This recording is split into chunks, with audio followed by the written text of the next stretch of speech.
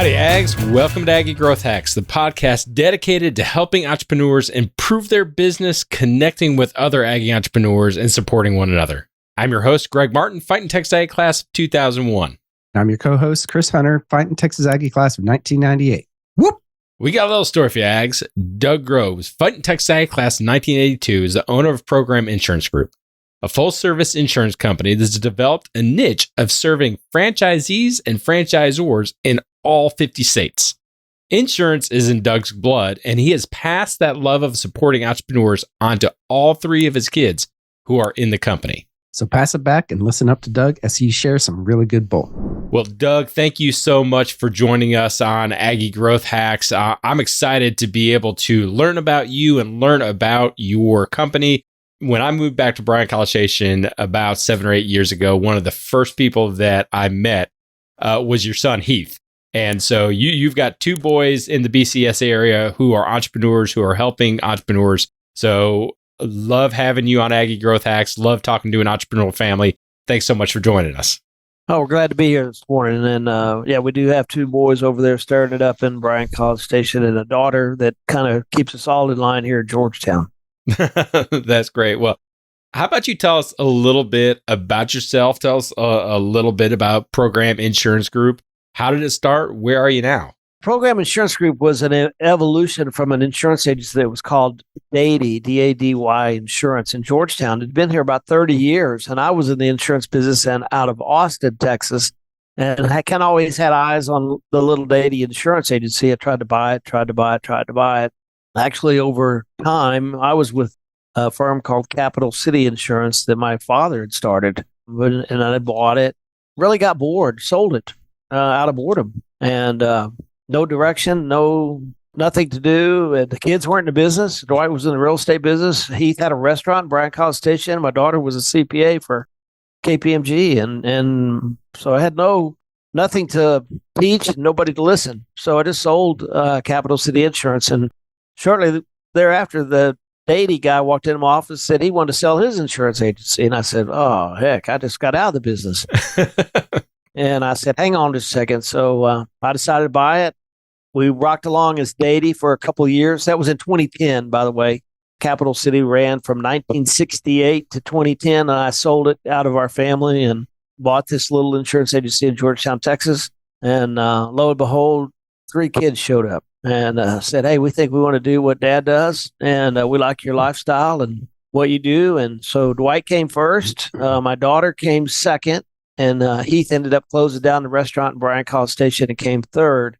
And by that time, we had started our gig, what we do, which is help franchisors across the country. We're licensed in 50 states. And so we changed our name from DADY to Program Insurance Group. Kind of got started in Bryan College Station, but because of grandkids, I moved to Georgetown, and that's where our office is now. And we employ somewhere between 25 and 30 folks a month, and we work on insurance. We're insurance people. We move insurance products, mostly business products, business insurance products across the country. But ultimately, we have a tool to help franchisors manage their insurance across their system. We can go into that in a little bit. But we became Program Insurance Group, and Dwight, my oldest son, actually still handles home builders and subcontractors in the Bryan College Station market. Heath pretty much all works on brands, and probably 60% of our business is brand related. Things like sport clips or tropical smoothies or U.S. Lawns. We work for those companies across the country.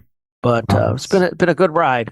That's pretty cool. So now, where are y'all headquartered at? Our headquarters is in Georgetown. It's in Georgetown. That's where our folks. We don't have a lot of people that come to the office. I think there's maybe 8 people that come here full time. So everybody else works. COVID, as tragic as it was beneficial to our business because it taught us how to work remotely and pretty much people that know how to do their business, and you don't have to train methodologies, you don't have to train attitudes and stuff like that, can work from home and do fine. And that's the methodology that we use. So most of the people don't come to an office every day. We have an office in Bryan College Station. I don't think it's rarely used because work that we do can be done by the telephone or by Zoom or by email. And people don't go out of their way to go buy their insurance shop anymore. But I think a lot of people have learned that lesson. My dad would not have fared well because he would have said if they're not at their desks, they're not working. But he didn't have availability of the tools that we have in today's market. And I kind of caught in the middle. Sometimes I'm old and sometimes I'm maybe a little bit more progressive than my dad was, but it's been fun. It's been fun. But Georgetown, we're out on Williams Drive in Georgetown, which I don't know if you've read about Georgetown lately. It's supposedly the fastest growing city in the whole U.S., and it feels like that every time you start the car. So I know Bryan College Station is a growing market. It's a great market. I get over there a lot. I don't see it every day, so it probably is not as frustrating to me because it just seems like it's nice and quiet to me, but I know the traffic is tough. And well, we're recording this during the summer, so all the Ags are gone. So it's great. Yeah, it's great right now. Yeah, everybody knows when September 1st gets back here. But we still have I still have a dream that we're coming back to Bryan College Station to live. I don't know that that's ever going to happen, but I can. It's 90 miles. It's an hour and a half. It's 3 phone calls and a stop to get a glass of tea, and I'm there. It's not a problem. So speaking of Texas A&M, right? And because we are, Aggie related, we're Aggie Growth Hacks, right? So my next question here is, what's the one thing that you learned at A&M, right, that's been the most helpful to you as an entrepreneur? Well, my academia career was not stellar. I don't think they are looking for students of my quality today. I think I was fortunate to get in. I got in 1978. I went on a summer school at sea program with Texas A&M out of Galveston. Before that, I started out in marine biology of all things. I couldn't do calculus, I couldn't spell the words, so I needed to get out of that and went into accounting. I thought I was going to be an accounting major. I looked around the room one day. I said, this is who are the people I got to hang around with. I don't want to do accounting. So I went to the advisor and said, what can I do that I've got enough accounting for? And he said, well, this finance looks pretty good. And I said, well, yeah, if I'm done with accounting, I like it. I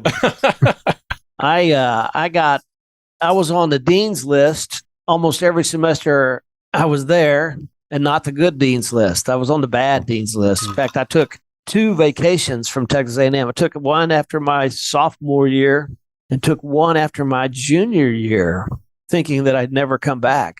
And it's a long story, but I still graduated with my class. I started in 78 and got out in 82 and took 2 vacations during that time. So I took a lot of classes. I had a lot of hours. I didn't score well on anything that I ever took.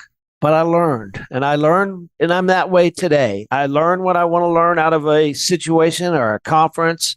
I take the information that I was interested. I know where to get the answer, and I move on. And that didn't serve me well in the Texas A&M world, but it has served me well in my business deal because although I'm not a keeper of a bunch of knowledge in my head, I usually know where the answer is. So, and that's what I teach my people. Let's don't feel like we have to be a walking compendium of information. Let's just know where the answer is, and we'll get it back to the customer as quick as we can.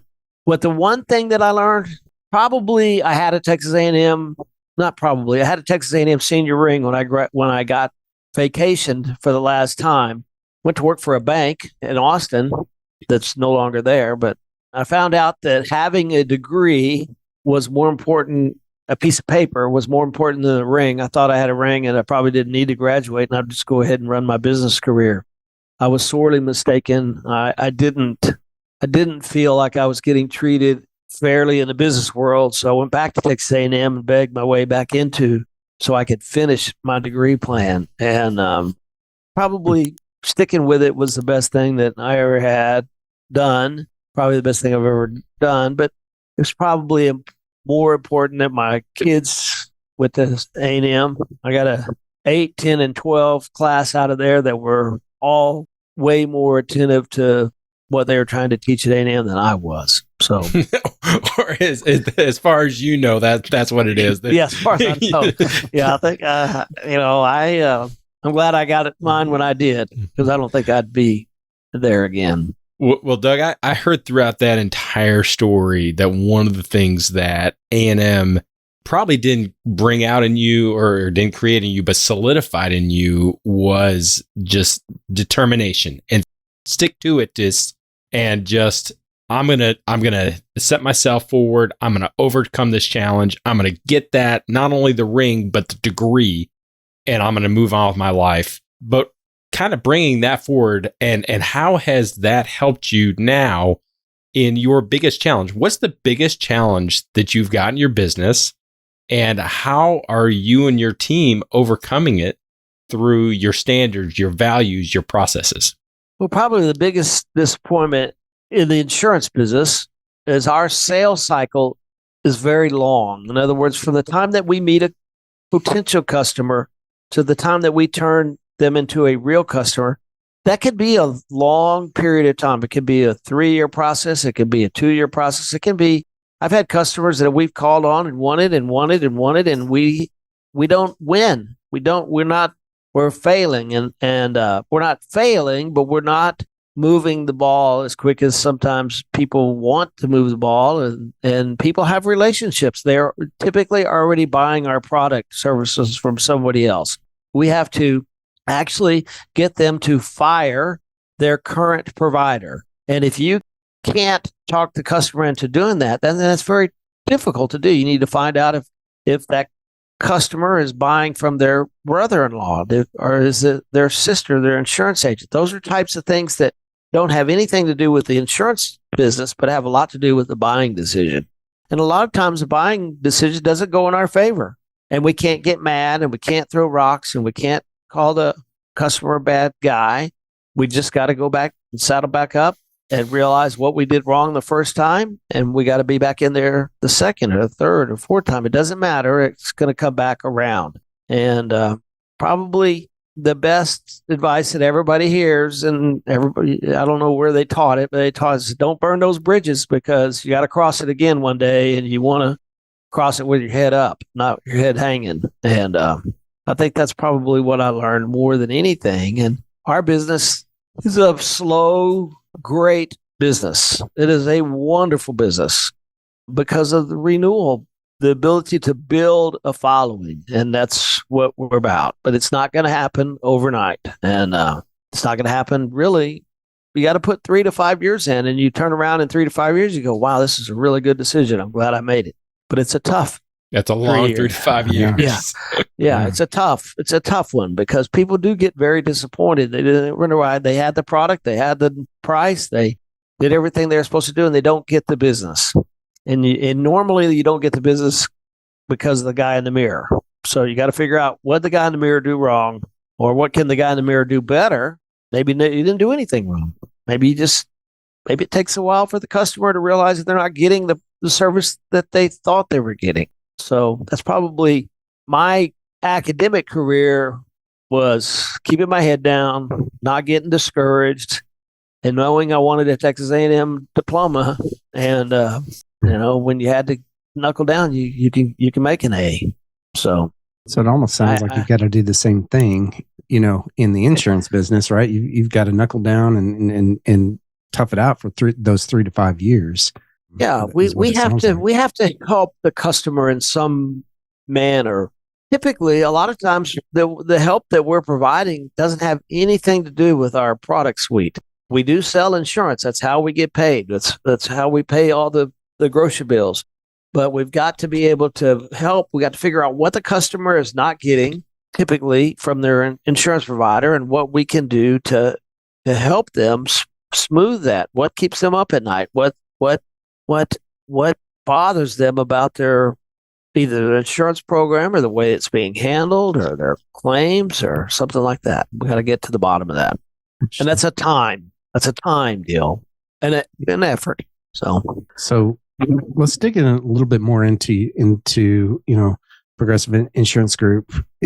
How do you teach a new, what do they call producer, or what are new agents called? Producers. They're called producers. We're a locally based insurance agency. We can write home builders. We write a lot of nonprofits like the YMCA's, the nonprofits here in Georgetown Community and in Bryan College Station. Nationally, we do one thing and we do it very well, and it's franchise awards. We maintain the insurance requirements for franchisor. In other words, if they have 100 locations out there, we need to make sure that those 100 locations are buying the insurance that they're required to buy, have the named insurance done correctly, and that they're not just out in right field buying whatever coverage their local insurance agent guy said. So we maintain the compliance for brands. So we started a computer program to do that for Sport Clips, and it happened to be in my local hometown here in Georgetown, and it did very well. The Sport Clips that runs, I think there's close to 2,000 locations from California to New York, and we insure a big percentage of those stores. The problems that we had solved for Sport Clips, one night I was sitting in my recliner and I decided if Sport Clips has that problem, Tropical Smoothie has that problem, or US Lawns has that problem, or Taco Bell has that problem. And so we rolled this Easy Cert, that's the name of the business, Easy Cert Management system out to other brands, and we were fortunate enough to get hired.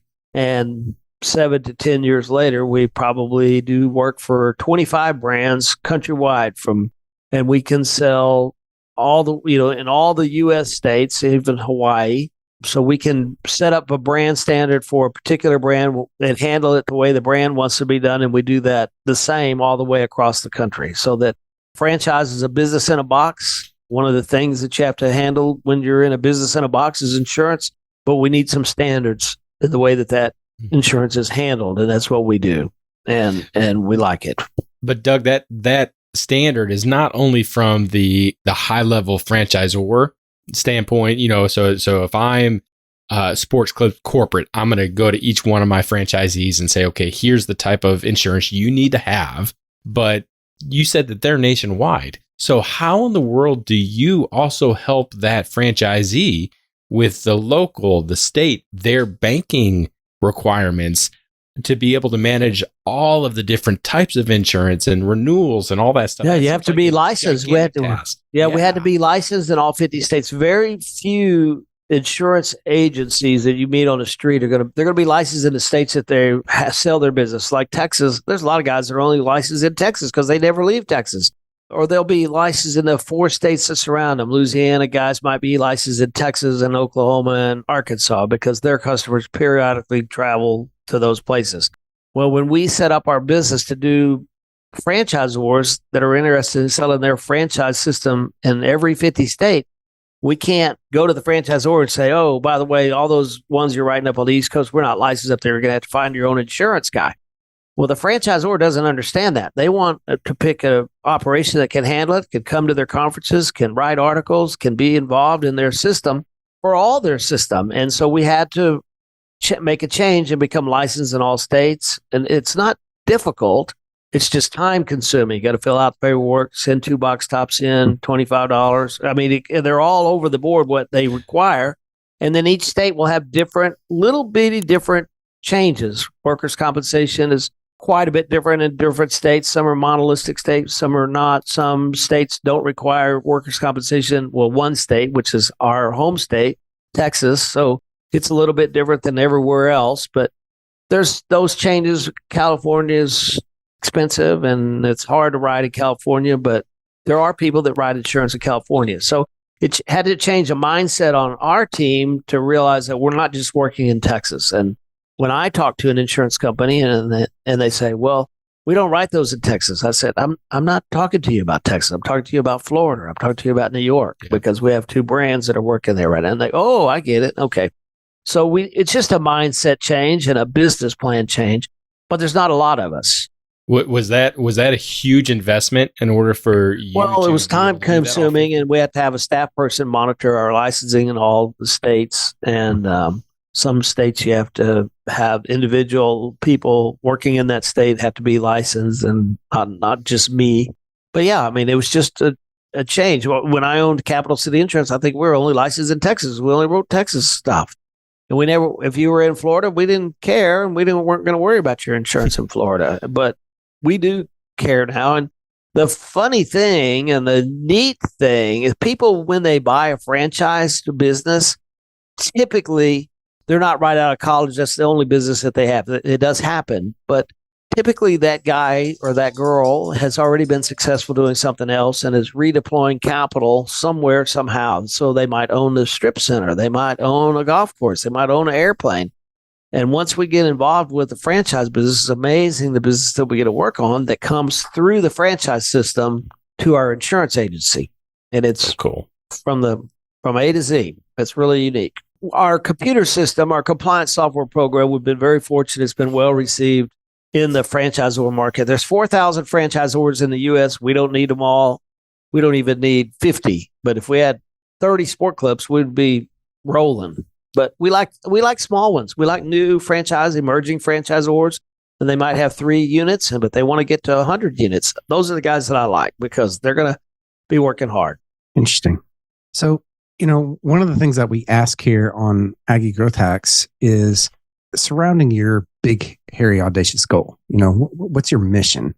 We know that every single company that we've talked to pretty much has that big, hairy, audacious goal. What's your 5 to 10-year moonshot? Doug, what's your 5 to 10-year moonshot? What's your BHAG? Well, the problem that I have nowadays is I'm getting to the end of my 10-year goals. I mean, I'm getting to where the point of the next one, I'll be 75 years old. I mean, I'm getting a little bit aged out here. And my failure in the past was not being able to share those 10 goals. Not that I wasn't capable, but I kept them in my head. It's like I knew I had a goal. I probably didn't explain that goal to my teammates, my employees, my partners, whatever you want to call them, as well as I should have. Today, my BHAG is just to have a business that's operating that can serve our families. We have families now. We don't have a family business. And we can provide an employment place that's good and equitable for people. And we want to grow. We like to grow. I always realize that if you weren't growing, you're probably, there's no staying steady. I mean, it's either going backwards or you're going forwards. And we like to go forward. We've got a methodology to have prospects laid at our front door. Can we manage that prospect system? And I've got kiddos that are in their mid-30s now, and they're right where I got started, a long time ago. And watching them do well is the exciting part about it. And seeing where we can give back to the communities. We were talking about the YMCA a while ago. We've been very involved in the Y business in Central Texas. And we've been, in the past, my community outreach was always through the Lone Star Circle of Care, but it was medical for people in need of medical care services. And I think we teach a pretty good methodology to how you're going to be involved in the community. Whatever your community is your community a franchise? Is it an association? Is it a local deal? Get involved and go be a leader. So be a leader, and based on your example, and I can tell that all of your kids are being leaders in our community in Bryan College Station and helping us become a better community. So thank you for instilling that in your kids and instilling that in your company. All right, Doug, we're in the lightning round. Real simple. One rule: try to keep the answers between 30 and 60 seconds. So we are Aggie Growth Hacks. We love hacks in our personal life and our business life. What is your favorite hack, book, podcast? What can we learn from you? Well, my favorite book is written by a guy named Garrett Gunderson I think he's out of Salt Lake City, Utah, kind of a guru financial guy. He wrote a book called comparing What Would the Rockefellers Do? That was the name of the book. What Would the Rockefellers Do? And it compares how the Vanderbilt family and the Rockefeller family managed their fortunes or didn't manage their fortunes. And I won't tell you anything about the book. You ought to get it. What would the Rockefellers do is the name of it. The author is Garrett Gunderson. I like that book. He actually has another one called Killing Sacred Cows, which has nothing to do with the bovine variety of cows, but having to do with methodologies in business, and that's just the way we've always done it. And you probably need to be looking for another way. And that's what he wrote. So that's what I like. I like to give those books away, and I think they're thought provokers. Love it. So next question here is, what is your favorite business hack? We just talked. It sounds like a personal hack. What is your favorite business hack, book or podcast? I kind of enjoy just getting to have breakfast with other business leaders and query them and ask them, how did you get started? How did you know this guy? Why did you do that? Why? And I probably am more retrospective looking than the average guy, because I think that I'm almost 65 and I think I've gotten a little bit aged in my thought processes, and I'm wondering about, just like those questions there, what led you to start Sport Clips? I had breakfast with Gordon Logan this morning. Actually, he's coming to Bryan College Station to make a speech at the Rotary Club. We were talking about our trip coming up. But I mean, asking him, how did you get started? Why did you get started? Why did you think men and boys haircutting was going to be a success? I mean, it wasn't that you couldn't have thought of that or Greg couldn't have thought of that, but we never put effort into thinking about that. How did you do that? I mean, it's a fascinating story when you have 2,000 locations. And I do that with, I was with another guy that owned a company called U.S. Lawns out of Florida. I asked him, how did you get started? He's been with them 40 years and mowing and blowing grass off of commercial properties. Why did you think that was going to be a nationwide franchise? And I probably do most of my stuff instead of podcasts. I try to do it in person. I try to ask them, how did you get started? Why did you get started? Why did you think that this person you have that is knocking the cover off the ball, why did you think they would be good in that business? And I don't have anything that I listen to podcast regularly, probably, although I listened to a couple of your Aggie hacks this morning and I really enjoyed it because I like seeing Aggies. And we were at Aggie 100 a long time ago when it first got started at Capital City. And I probably enjoyed that as much as anything I've ever done because we got to go to a couple of business classes, and the guys that I met are still friends today. And that was, I think, the first year that Aggie 100 came out. We had won that award. That's awesome. And meeting those people is probably the highlight of my career. And meeting people is just the fun part. Without a doubt. Doug, what is your best piece of advice and 82 bonus points if you can tell us how you applied it? Oh my gosh, my best piece of advice is just keep after it. And I'm not a believer of you're going to get it done on a Zoom call or an email. And I've said this in another podcast I was on, and I kind of listened to myself and I said, man, that sounds kind of old school, but you got to go. I mean, you got to get up. I think you ought to leave the house looking in a presentable state. You got to go meet somebody. If it's just going to the coffee house down the street, grab a chair, and it's amazing who you can meet. I met a young person the other day in Dallas. I looked over and I saw his Aggie ring, and he was on an internship as an engineer. I met him and I started talking to him. And I mean, that's highlight to me. I don't know that it's highlight for the young person that I abused during their lunch at a Jersey Mike's. I mean, the guy, but he told me his story. He told me why he was in the internship. He told me where he was from. He told me he was a Corps guy. And I hired a Corps guy beginning of this year in Dallas working for us. And he's a great young man. And I think those guys or gals that Texas A&M produces, they come out of there with their head up. They're on fire. They're ready to go. Get them headed in the right direction. Give them some goals and work with them, and you'll be so impressed with what the product at A&M turns out. But I believe in that. Now, I have a dog in that hunt, myself and my dad and my kids, and so I have some also success stories in that.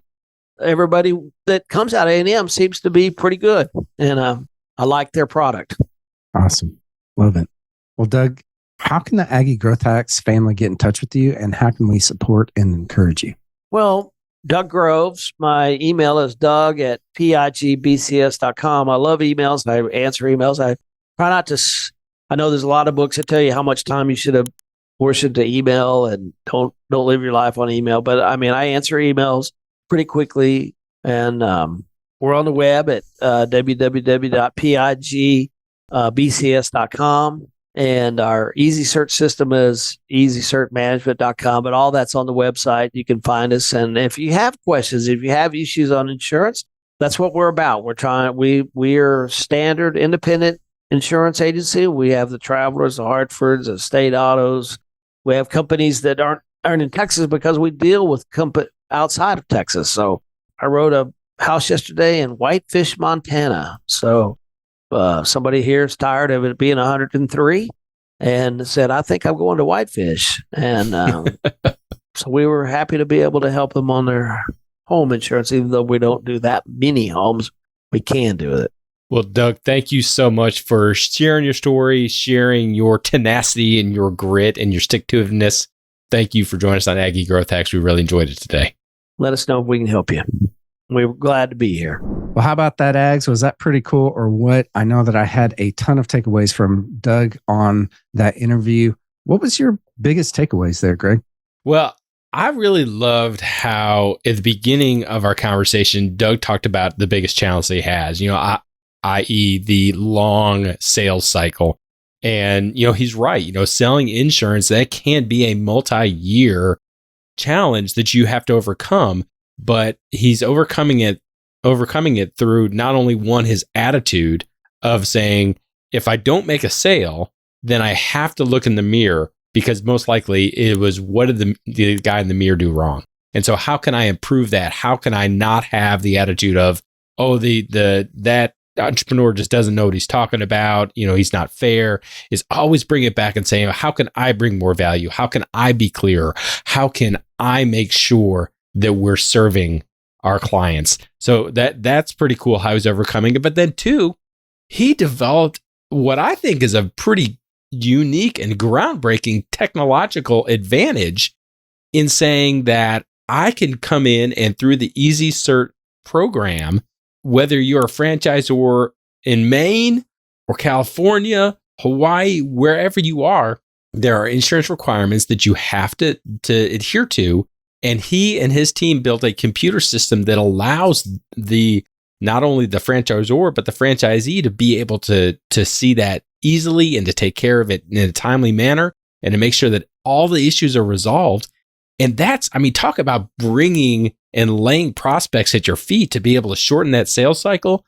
That was so cool. A very innovative way of identifying what a challenge is and then saying, okay, how can I internally and externally affect that in order to just overcome that? What about you, Chris? What did you take away? I fully agree with that.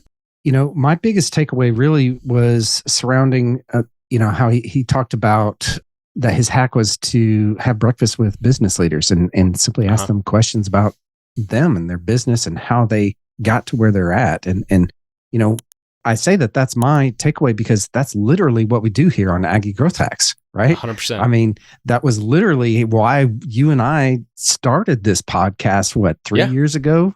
Maybe longer. I can't remember. Longer, much longer season than 7. That. Yeah.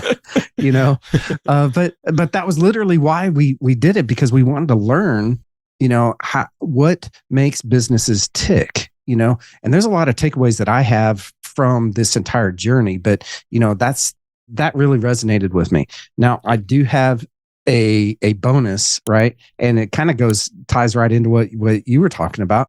And it's really his tenacity, right? He talked about it first with getting his degree, and then second with, how his long sales cycle is and how they just have to keep after it. That was his words. And that's what I wrote down here, is just being able to keep after it, right? Keep after and to me, that tenacity as an entrepreneur, sometimes you get knocked down, right? As an entrepreneur. And we have to know day to day, that it's going to be better tomorrow. Right? It's got to be better tomorrow. We might have a down day today or last week or whatever, but for the most part, we have to have tenacity in order to keep pushing our businesses forward. Because really, what is the option? What are the other options there? There is right? No there option. are none. Right. So, anyways, those are my 2 takeaways that I had from that. I agree 100%. Failure is not an option, and so you just have to have that tenacity to drive through and know that tomorrow's going to be better. Well, Ags, that's going to do it for this episode of Aggie Growth Hacks. We hope that you enjoyed it. If you're an entrepreneur out there, you got any questions about your business insurance, make sure that you reach out to Doug. He's a guy that loves talking about insurance, loves supporting and helping you as the entrepreneur, especially if you are a franchisor or are looking to get into a franchise business. Make sure you reach out to him, because I'm sure that he can save you a lot of time, a lot of effort, a lot of money. We hope that you connect with Doug. We hope that you connect with Aggie Growth Hacks. If you're not connected with Chris and I on LinkedIn, Facebook, make sure that you reach out and check out our Aggie Growth Hacks Facebook group. Finally, while you're on the web, check out aggiegrowthhacks.com, where you can listen to this episode, all of our previous episodes, and some of our other great content. Well, Ags, join us next time when we connect with another great Aggie entrepreneur and learn how they hack their growth. Until then, I'm Chris Hunter. And I'm Greg Martin. Thanks and gig 'em.